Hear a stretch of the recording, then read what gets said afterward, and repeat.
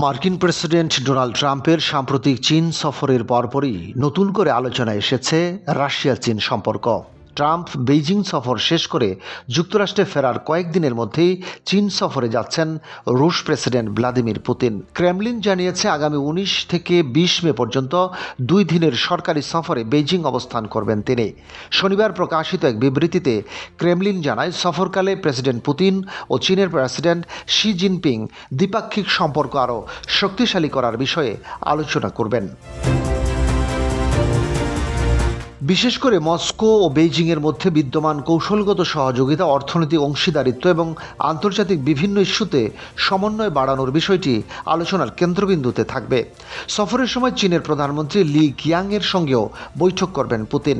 সেখানে দুই দেশের বাণিজ্য, জ্বালানি, অবকাঠামো ও অর্থনৈতিক সহযোগিতা নিয়ে বিস্তারিত আলোচনা হওয়ার কথা রয়েছে।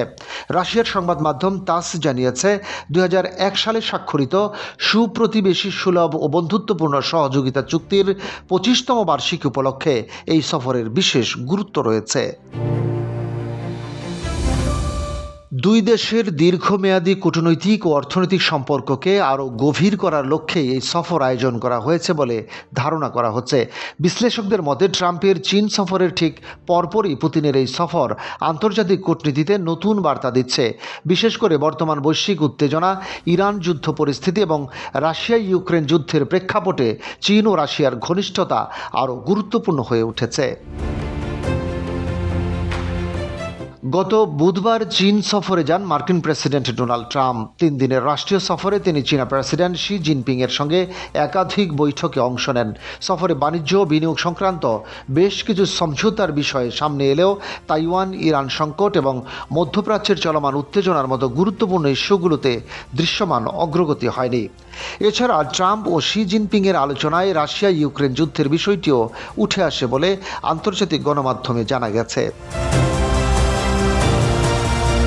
বিশ্লেষকদের মতে, বিশ্ব রাজনীতিতে যুক্তরাষ্ট্র, চীন ও রাশিয়ার মধ্যকার কৌশলগত প্রতিযোগিতা এখন আরও স্পষ্ট হয়ে উঠছে।